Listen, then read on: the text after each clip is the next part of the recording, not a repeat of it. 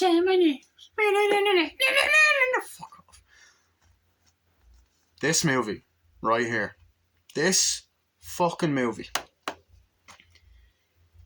is a masterpiece. This movie is a fucking masterpiece. That's the review over. See it? Okay, I'm joking. Welcome to my... Sorry. Welcome to my movie review on the Martin Scorsese classic. Martin Scorsese picture. From 1975. 1976, sorry. Fuck's sake. Classic movie. Taxi Driver. Starring... Robert De Niro, Yo, motherfucker. You talking to me? You talking to me? Starring Robert De Niro, Harvey Keitel, Jodie Foster, Cybill Shepherd, Jodie Foster, Harvey Keitel. And is directed by Martin Scorsese. It's based off a book, or script that was written by someone. I can't fucking remember. Anyway, basically, what the plot of Taxi Driver is. You got a guy by the name of Travis Bickle, who is a taxi driver. Drives people around New York City. He meets some very interesting characters when he gets in. Regular people, political people, hookers, scumbags, dickheads, and racist people, one played by Martin Scorsese. And, you know, he hates how scummy New York City is, you know, drug dealers, rapists, murderers, all this shit, and he has to deal with that, and he's like, the streets need to be cleaned up, whatever. And essentially what ends up happening is, you know, he continues doing his job as a day and night taxi driver. He works anytime, anywhere, because he doesn't sleep much. He's a bit of a loner. He's lonely. He goes to fucking porn theaters. He tries to hit on the woman there, who was actually, I believe, his ex-wife, who was also in King of Comedy, another Martin Scorsese movie.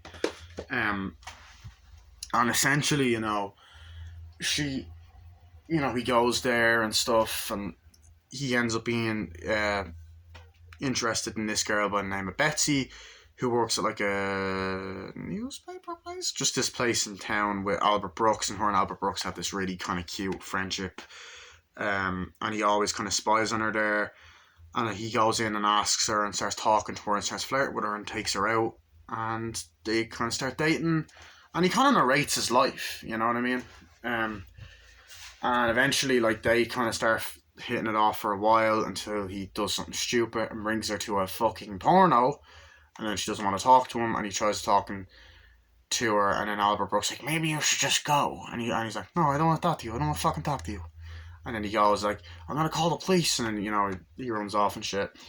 You know, and you see his life as a taxi driver. There's this guy being voted for mayor, and he talks to that guy and shit like that, and then about what he thinks, and, you know, he also talks to this other guy who says like, you gotta learn how to defend yourself, I can hook you up with a guy who'll get you a piece, and he's like, oh no, that's fine. Later on in the movie, he eventually does get a piece, does get a gun, and he might be planning to do something bad and assassinate someone, and you kind of just get this character study and loneliness portrayal of this character played by Robert De Niro, the taxi driver, and all that. And then one night, this woman, this 12-year-old girl, gets in De Niro's taxi, played by Jodie Foster, and she is being pimped out.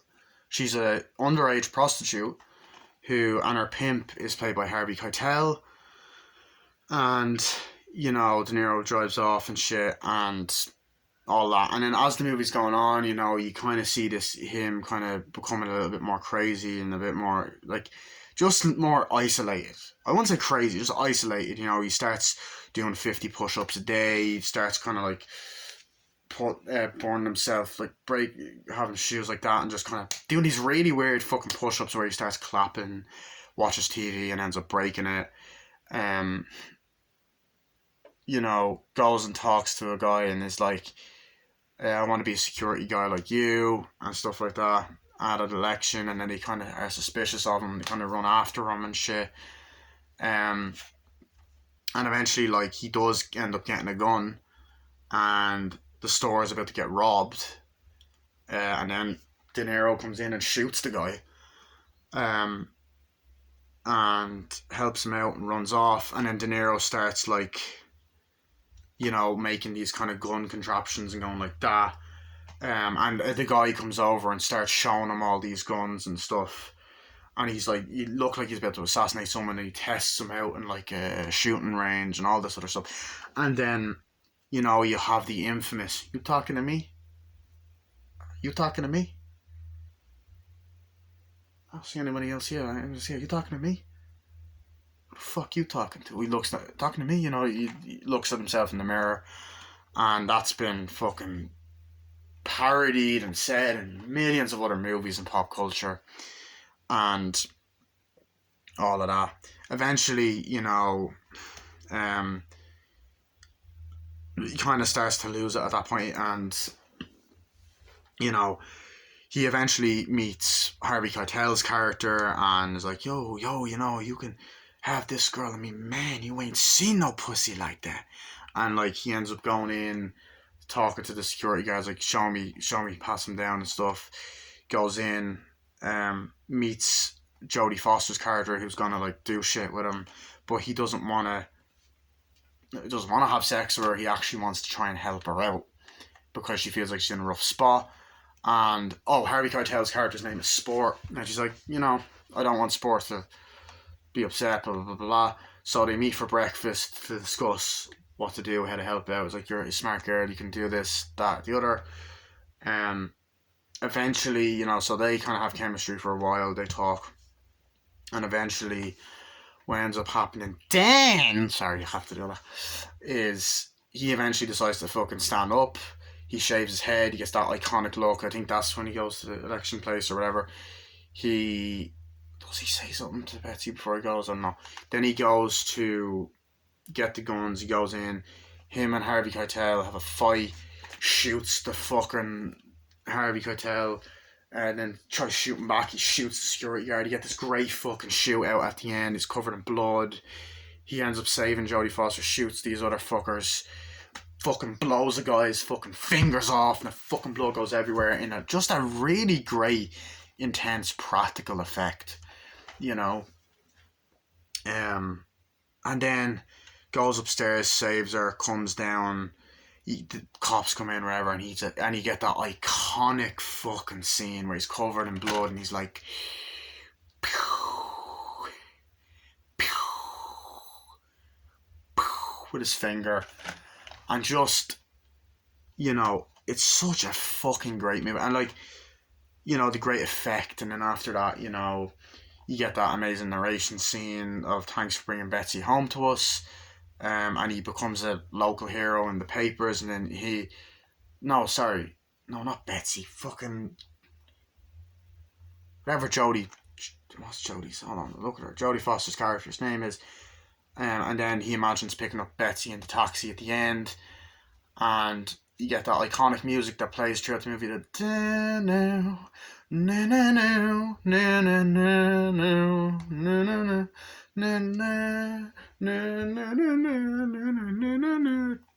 That's it. This movie is a fucking classic. This is a flawless fucking film. This is one of my favourite movies of all time. It's one of my favourite Scorsese movies of all time. And it's one of my favourite De Niro movies of all time. It's a fucking masterpiece. Like, I feel like this movie is what made Scorsese. I mean, obviously there was Mean Streets before that, and like, all that's Harvey Keitel and De Niro as well. This is a brilliant movie as well, but this film is better. This movie is a fucking masterpiece. From beginning to end, the opening shot of the fucking fog, or kind of gas from the taxi and the taxi driving, and just the intro, the na na na na, and the logo popping up as yellow. I love that. I love that. I love all the scenes where he's driving around in the taxi, and I love the. I love that. You know, it's just such a beautifully shot movie, and it holds up well, and it looks fucking amazing on Blu-ray and on 4K on Netflix. Um, the fucking narration that De Niro gives, I don't sleep nights. I'm here trying to clean up the streets, November 19th, 1976. All that, and he's like, I gotta clean the scum off the streets, and you get all these iconic fucking shots, and just this fucking. I usually have to clean up the blood and cum and shit, and he gets, he drives and gets off, and he listens to people talking like, yeah, you're fucking crazy, and all that shit, And then I love the opening scene where he goes in and you can see Martin Scorsese's dad in the background, and he's like, what do you want to do, Travis? He's like, oh, I don't sleep nights. I work anytime, any day. He's like, that's insomniac. He's like, I work anytime, any day, and I'm up for it. They got something for that. He's like, yeah, I know. And he's driving around and stuff. And I just love that. I love the character build up. I love the scene where he's in the fucking cinema watching porn these different times, and you just get the iconic shot of him there. There's so many iconic shots in this movie. Like, there's this scene right here where, you get introduced to Betsy, her and Albert Brooks are having this funny back and forth. Like, oh yeah, Albert Brooks. It's like, oh yeah, Betsy, and they're talking. He kind of has this curly hair. He's like, who's that guy? The taxi driver keeps staring at me. I'm looking out at him. He goes, hey, buddy, and then he just drives off and stuff. I love that, and I love just how he goes on about Betsy, the dialogue he describes. I love seeing his home life, his apartment. I love the scenes like when he's doing push-ups and clapping, and when he has his hand over the fire, the part where he's making the gun and he goes, he's testing it out. Obviously, the "you talking to me" thing. There's so many great little things. Like, I love the part where he's shooting the gun and the gun range and all that. And just those iconic shots that the Joker recreated years later. The part where he comes in and goes, hey, I was wondering, how to vote, and he's when he's talking to Betsy and stuff like that. He's like, oh, I'll show you that. I was like, no, I'd rather talk to her if that's okay. I love that kind of those scenes. And it's like, do you want to go out? Do you eat? He's like, yeah, I'd like to go out. And then they go out on dates, and it's all looking well, and they're talking and kissing, whatever. And then he goes out on a date with porno, and then she runs out. He's like, I'm sorry, Betsy. Come on. He's like, why would you bring me to a porno? And just gives out and shit.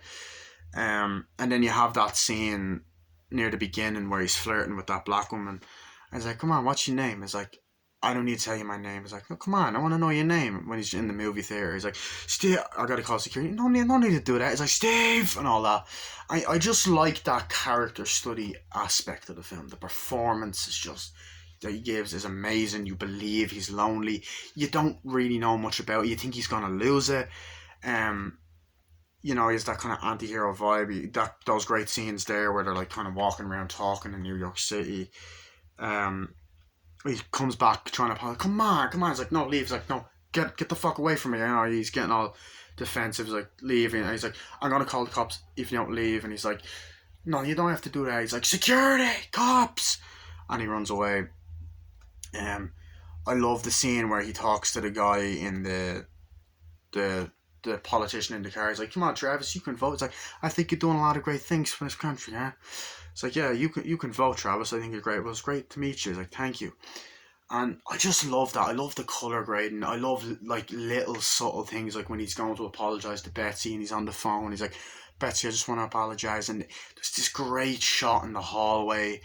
And I like the chemistry he gets with Jodie Foster. Like, at first he's like, come on, God, driver, move, drive. And then he's like, no, come on, baby, I'm sorry, get out. And then it's like that kind of subtle thing. You can see how vicious Harvey Keitel's sport is, I love later on when she meets and he's kind of like, no, don't take your clothes off, and you get the sentimental side of him, you know, and he's understands like, he's like, how old are you? Why, mister, do you want me to just give you a blowjob? He's like, no, no, no, no, no, how old are you? He's 12, you know, and then when he goes in, he's like, no, pat him down, and then you have the iconic scene where he's talking to Harvey Keitel. One sec, I gotta pause. And Beck, there's probably gonna be it's probably gonna be out of sync.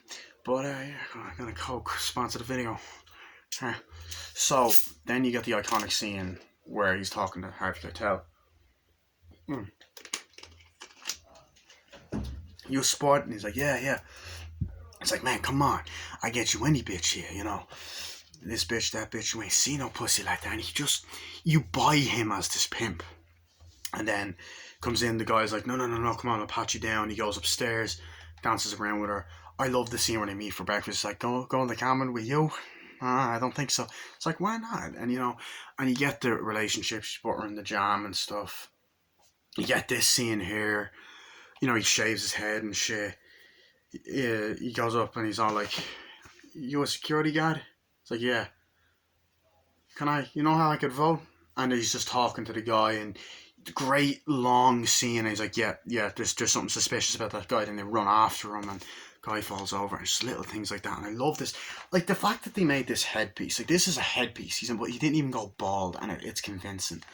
And then I love this scene when he comes back, and Harvey Keitel is there, and he's like, what do you want? Get the fuck out of here. And he just fucking shoots him, and it fucking comes in. The guy's like, hey, stop it. He shoots him. The fucking fingers come off. The blood is there. Get great shootout, and it's gory as fuck. I love the part when he's, you know, the shootout at the end is brilliant. He saves him, and it's gory, and the guy that done the effects for that was brilliant. I also believe he done the effects for The Exorcist. I love the music, cinematography, the look, brilliant atmosphere, the yellow, green, dark, gritty look to it. What else was I gonna say?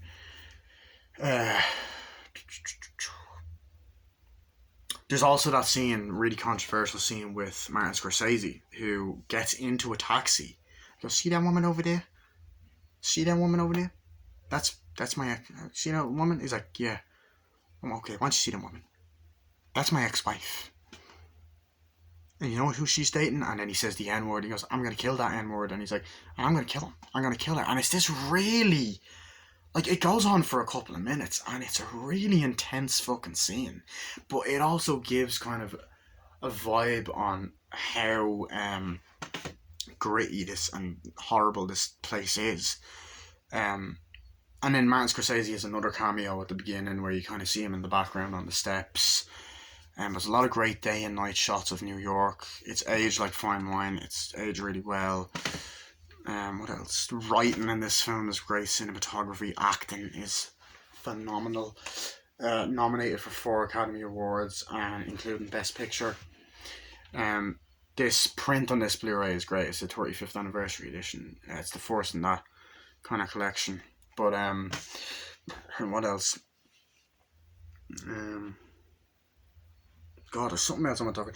I like the part where he's testing out the weapons. Like, here you go. It's like, oh yeah, I like this gun. I might get this one. And you know, you get that shot of him, and it zooms out at the window. I like the bit near the beginning when he goes to talk to those guys. Like, hey Travis, how you doing? It's like, yeah. And they're talking like, how you doing? I'm doing fine. You know, at work, yeah, working nice. Yeah, goddamn motherfuckers and all that. And they're talking in this kind of place, and then he goes out. And then he's like, Travis, you gotta learn to protect yourself. You gotta hook up with a piece. He's like, no, I don't want that, you know. And he's like, well, call me if you need it. And then he comes back and he goes, hey, I was wondering if you could hook me up with that guy. He's like, oh yeah, sure. You know, so I love that. I love the scene where the guy, he's like, hey Travis, how you doing? He goes into the shop. He's like, how you doing? And then the guy just comes in with a gun. Okay, put it on the ground or blow your fucking brains out. And then Travis just comes up, hey, shoots him. And he's like, you got this? And he's like, yeah, I got it. It's fine. Get out of here. And then he starts hitting the guy. Now, At first, I thought he was hitting the guy just because, he just didn't like him. It was obviously trying to rob him. But apparently, there was like a race scene, so like there is a lot of racist things in it. Scorsese, like, I think he was accused of being racist. I don't think he was. I think it's just showing the scummy side of, New York. He does also like to cameo in a lot of his movies. But everything about this film from beginning to end, it is a fucking masterpiece. I honestly wouldn't consider getting this in 4K as well. I'm still gonna keep this, obviously, but it's just, it deserves its 18 rating. I remember there was a whole thing about when it was going to get an NC-17 that the blood had to be desaturated, and like there was rumors that Scorsese wanted to shoot the head of the MPAA or something. But they were just rumors. They also did want to do a sequel, but years later, like decades later, don't. It's a masterpiece. It doesn't need a sequel. I fucking love this movie. It's iconic. The jacket, everything. I honestly consider going. I have to try and get a Funko Pop of Travis Bickle because a family member of mine has it. There is a poster actually out there for Taxi Driver, but I gotta get that. The soundtrack. I do actually have a Taxi Driver T-shirt though, which is great. I also need to get a Funko Pop. I might even dress up as Travis for Halloween. I don't know, but this is great. So here's the front, spine, back. Yep, there we go again. Great movie, honestly. Been on a bit of a Scorsese kick, rewatching some Scorsese movies because his new movie, Killer of the Sunflower Moon, I believe is what it's called. It's coming out this year, so looking forward to that. So yeah, I'm gonna be reviewing Scorsese's movies. So that was my movie review of Taxi Driver. See you guys later. Bye.